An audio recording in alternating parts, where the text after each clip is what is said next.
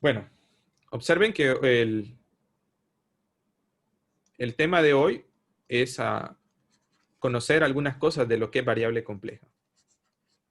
Hoy miraba un meme, por cierto, de que C era comparable, ¿verdad? C significa este símbolo, significa el conjunto de los números complejos, ¿verdad? Por lo tanto, es importante que ustedes lo sepan, ¿no? Cada vez que nos referimos a un número complejo, vamos a decir, por ejemplo, z que sea un complejo. Estamos diciendo que el número z es un número complejo. Este tipo de notaciones nosotros las vamos a usar. Yo soy profesor también, soy de matemáticas, y nosotros estamos obligados a usar esta simbología, ¿no? Entonces es importante estas cosas. Entonces el objetivo de hoy es que conozcamos algunas generalidades de la variable compleja, de cómo se desarrolla para poder entender y poder tratar de meternos en la mente de estos matemáticos.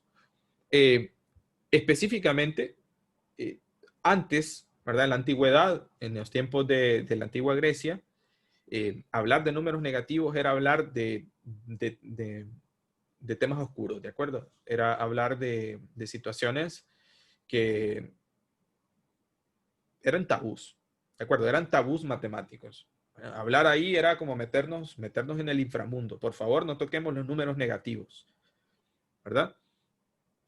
Posteriormente, Euclides, ustedes recuerdan, ¿verdad? De los que estudian matemática, recuerdan una demostración de que la raíz de 2 es un número irracional. Ok, se demuestra, ¿verdad? Es una de las primeras pruebas lógicas que hubo, matemáticas robustas que hubo a lo largo de la historia, demostrar que raíz de 2 era un irracional. ¿Por qué? Bueno, porque los números irracionales parten de un supuesto. Y pensemos en Pitágoras. Pensemos que aquí tenemos 1 y 1. Imagínense ustedes, en la antigua Grecia, alguien que formaba un cuadrado de una unidad y luego querían medir la distancia de este punto a este punto. Entonces, cuando él medía, iba a notar que la longitud no iba a ser 1, iba a ser un poco más de 1. De hecho, iba a ser 1.4 para nuestra representación decimal, de acuerdo, de los números. Entonces, los matemáticos en ese momento quedaban desconcertados, mejor dicho, con esta cifra, que era raíz de 2. Equivalía a tener un número como pi, ¿de acuerdo? Que es muy conocido desde la antigüedad.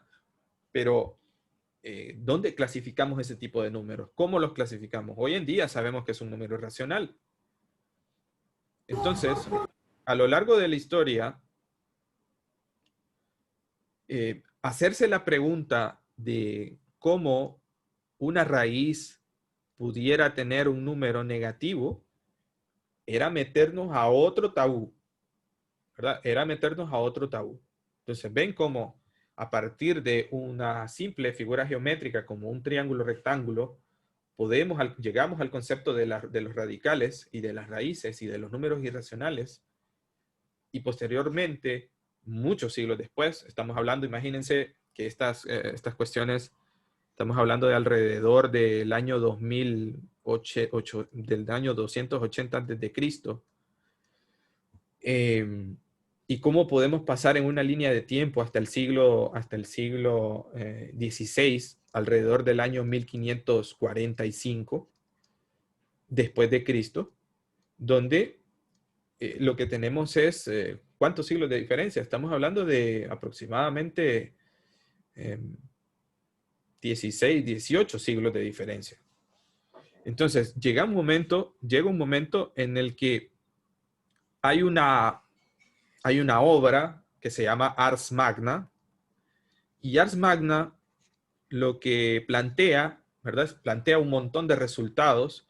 El autor de esa obra es una de las obras más importantes en la matemática, por cierto, se llamaba Girolamo Cardano.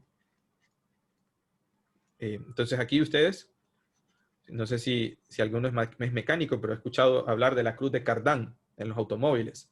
Bueno, esa cruz es por Cardano. solo como un paréntesis, ¿no? Entonces observen que aquí tenemos esta obra que se llama Ars Magna, y esta obra Ars Magna habla de ciertos resultados que provienen, ¿verdad? Y que plantean raíces negativas, raíces de números negativos. Es decir, se producen números a partir de la modificación se producen números reales a partir de manipulaciones con números complejos. Les pongo un ejemplo. 5 más raíz de menos 5 multiplicado por 5 menos raíz de menos 5. Ok. Esto, todos los matemáticos en ese momento sabían que no era un número real. Pero ¿cómo es entonces que yo tengo dos números que no son reales, a saber qué es, para hacer el pensamiento en ese momento, qué era en ese momento? Nosotros sabemos por el álgebra que esa es una diferencia de cuadrados, ¿de acuerdo? ¿No es cierto, chicos? Sabemos que esto es 25 menos. Aquí yo puedo sacar yo puedo eliminar este cuadrado con la raíz y nosotros sabemos que esto es menos 5, ¿verdad? El cuadrado elimina la raíz. Y entonces nosotros sabemos que esto es 30. Entonces, ¿cómo es posible? Y esa era la pregunta que se hacían los matemáticos en ese momento.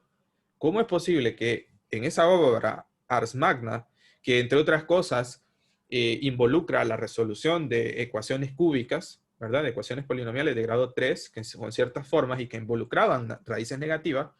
Entonces, ¿cómo es posible, ¿verdad? Volviendo a esto, ¿cómo es posible que el 30 se puede escribir como el producto de dos números que no son reales, que a saber qué es? Esa fue fue de las primeras preguntas que se plantearon.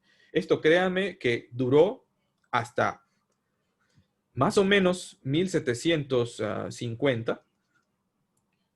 Estamos hablando de 200 años y un poco más, cuando entra una figura prominente de la matemática, el gran matemático Leonhard Euler. Y Euler, que fue una persona que vivió entre entre 1707 y 1783, fue uno de los matemáticos más prolíficos que hubo. Dice, bueno, a este número le vamos a llamar I. Y se empieza, y bueno, Euler, ustedes saben, el genio de Euler, para muchos matemáticos está entre el top 5 de los mejores matemáticos de la historia, suizo. Bueno, Euler te dice, bueno, le vamos a llamar unidad imaginaria. Unidad imaginaria le vamos a llamar a la raíz de negativo 1. ¿Ok? Unidad imaginaria. Y a partir de eso, bueno, ya podemos aceptar ciertos resultados como este, ¿no? 5 más raíz de 5i multiplicado por 5 menos raíz de 5i. Y es ahí donde uno puede aprender a hacer conjugados, ¿verdad? A aplicar propiedades distributivas, etcétera, etcétera.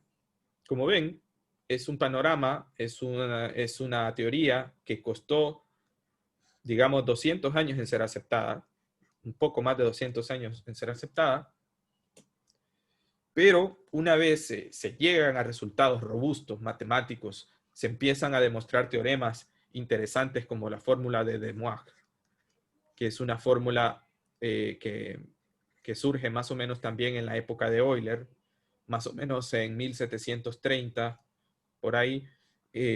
Estas fórmulas fueron muy importantes para el desarrollo de la variable compleja. Y posteriormente, la física, ¿verdad? También va evolucionando de manera paralela y mucha física hace uso de estos resultados de variable compleja a tal grado de que hoy en día, ¿verdad? Hay ecuaciones como la ecuación de Schrödinger, que es una ecuación que involucra números complejos, una ecuación súper rara, ¿verdad? Una ecuación en derivadas parciales, Y así hay otra serie de ecuaciones que involucran siempre números complejos en la física. ¿Esto qué produce? Bueno, produce, por ejemplo, el desarrollo de la física cuántica, y el desarrollo de la física cuántica permite el desarrollo de la electrónica. Estamos hablando de ya del siglo XX, desde hace poco tiempo, 90, 80, 90 años más o menos. Y esa producción científica que hubo, en la que la variable compleja está ahí, ¿verdad? Está presente, produce el desarrollo de dispositivos como estos. Así que no podemos pensar en una electrónica moderna sin la variable compleja porque está en todos lados. ¿Por qué es importante estudiar variable compleja? Bueno, pues porque necesitamos herramientas en nuestras carreras. Los que estudian eléctrica van a ver que estas cosas se van a utilizar en circuitos eléctricos, en máquinas eléctricas. Los que estudian matemática van a ver que siempre vamos a ocupar algún resultado de variable compleja, ya sea en ecuaciones diferenciales, se usan los números complejos. Se pueden usar ciertos resultados también en el álgebra lineal numérica, ¿verdad? Se pueden utilizar resultados en asignaturas como sistemas dinámicos, etcétera, etcétera, ¿no? Entonces, es importante conocer estas cosas.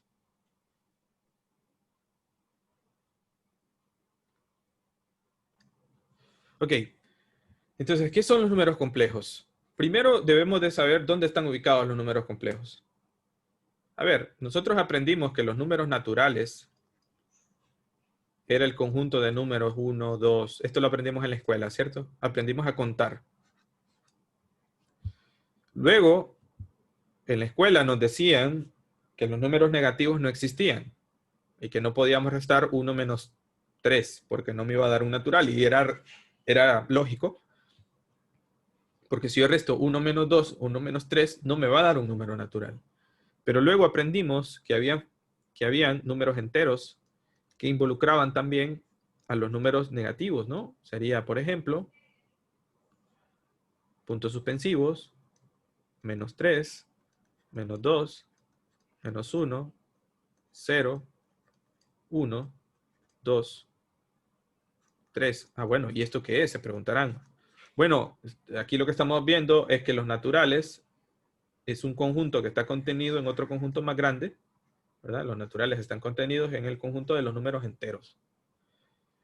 Y que a su vez los números enteros pertenecen a otro conjunto más grande que se llama el conjunto de los números racionales, donde los racionales son los conjuntos de números de la forma a sobre b, tal que a es un número entero y b es también un número entero, pero es diferente de 0. Entonces, vamos a ver que los enteros son números racionales y también de los números racionales existen un complemento. ¿Cuál es el complemento de los números racionales?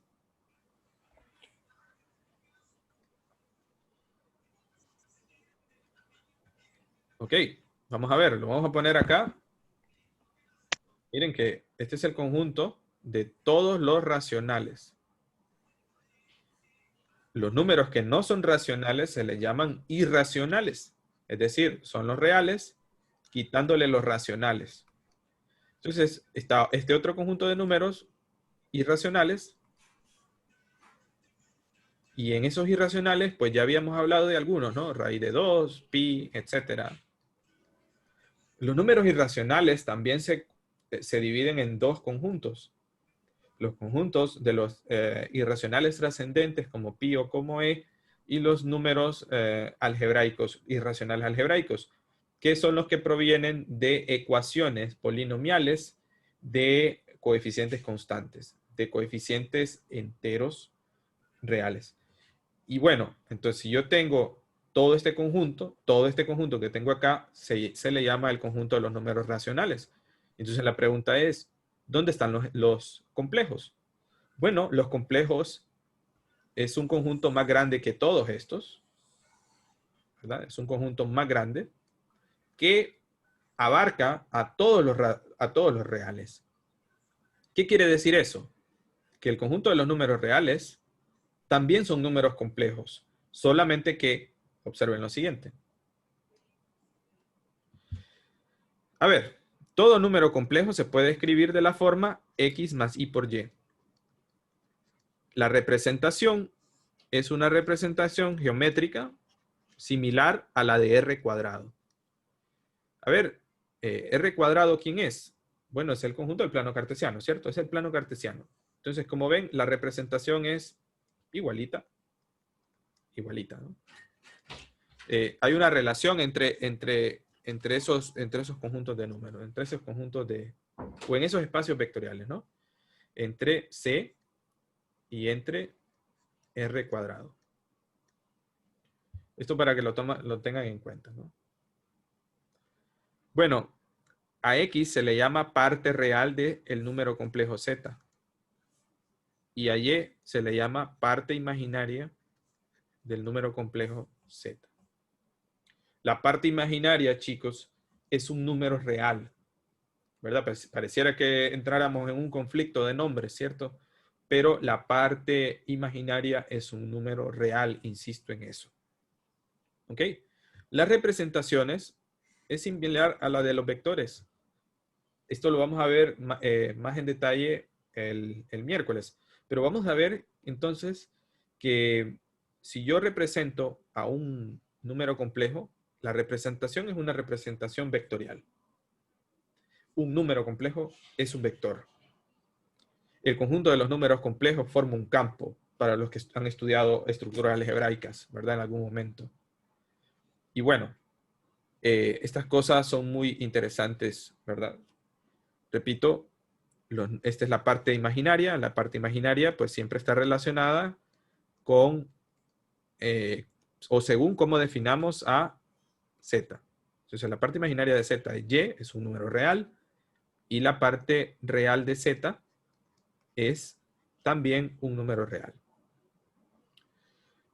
¿Qué pasa si Y es 0? Bueno, si Y es 0, entonces Z es igual a X. Entonces significa que el número complejo es un número real puro, digamos, ¿no? ¿Y qué pasa si X es 0? Bueno, si X es 0, entonces tendríamos que Z es igual a Y por Y. Entonces Z sería un número imaginario puro. ¿Ok? ¿Qué es un número imaginario puro? Un número como I. ¿Ok? Como 3i. ¿Qué no se puede? Y miren, aquí es donde yo quiero insistir con la variable compleja. El conjunto de los números complejos no es un conjunto ordenado. ¿Qué significa que sea ordenado? Significa que yo no puedo compararlos unos con otros. Por ejemplo, en los números reales sí cumple con esa propiedad. Por ejemplo, nosotros tenemos en la recta real esto, y nosotros podemos decir, bueno, yo tengo un número como 2. Yo sé que 2 es mayor que 0. ¿Por qué 2 es mayor que 0? Ah, bueno, porque está más a la derecha. Los podemos ubicar, ¿de acuerdo? Y los podemos comparar. Pero yo no puedo hacer comparaciones en variable compleja como estas. 2i y 3i. No puedo decir que 2i es menor que 3i. Esto es erróneo. ¿Por qué? Porque el conjunto de los números complejos no los podemos ordenar. Ordenarlos significa que los podemos colocar, podemos enlistar de menor a mayor. Los números complejos no lo podemos hacer. Lo que sí podemos hacer es hacer comparaciones, por ejemplo, con longitudes. ¿Cuánto mide la longitud de este número complejo con este otro número complejo? Una longitud es una medida y la medida es un número real. ¿De acuerdo? Yo la medida de algo, yo la puedo hacer con un metro y el metro o la cinta métrica me va a devolver una longitud y esa longitud es un número real, no es un número complejo. ¿De acuerdo? Entonces, ese tipo de cosas son las que hay que tratar de sacarlas de la mente porque en variable compleja se nos puede armar un buen lío si nosotros queremos comparar a la variable real con la variable compleja porque con sus propiedades algebraicas no es igual, ¿verdad? No es igual. Sin embargo, hay algunas cuestiones que sí son similares, como por ejemplo lo siguiente. Ok. Ok, entonces vamos a definir a los números complejos por C, de la misma manera que definimos a R cuadrado con las reglas usuales de suma de vectores y de multiplicación de un escalar por un vector. Es decir, y se preguntarán ustedes, ¿por qué solo dos operaciones? ¿Y la resta? Bueno, porque en primer lugar la resta es una suma. Es decir, yo tengo un número complejo y le quiero restar otro número complejo. Bueno, esto es una suma. ¿No es cierto? Y se preguntarán, ¿y la multiplicación de un escalar por un vector? Y se preguntarán, ¿y la división? La multiplicación también, o la división también es un caso especial de multiplicación, ¿de acuerdo?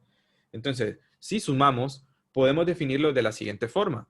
Fíjense bien, si Z1 lo podemos definir de la siguiente forma, como X1, Y1, pero también se puede escribir, ¿verdad? Esto en su forma de R cuadrado, ¿no? Esto nos representa un vector en R en dos dimensiones. En variable compleja, para fines prácticos, nosotros lo vamos a representar simplemente como X1 más Y por Y1. Y Z2, pues de la misma forma, sería X2, Y2, esto en R cuadrado es la representación, pero nosotros para fines prácticos sería X2 más Y por Y2. Entonces, si nosotros sumamos Z1 más Z2, nos vamos a dar cuenta que esto es, bueno, es X1, Y1 más X2, Y2, y nosotros sabemos, ¿verdad? De vectores y matrices, que esto se suma así. X1 más X2, Y1 más Y2. Pero en términos de la variable compleja, esto es X1 más X2, miren qué bonito, más Y por ¿quién? Por Y1 más Y2.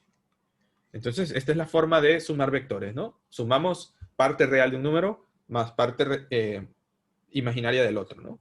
Y esa es la forma de ponerlo. Además, vamos a decir, la otra forma es multiplicar un número C, donde C puede ser un número complejo, ¿de acuerdo? Multiplicado por X1, Y1.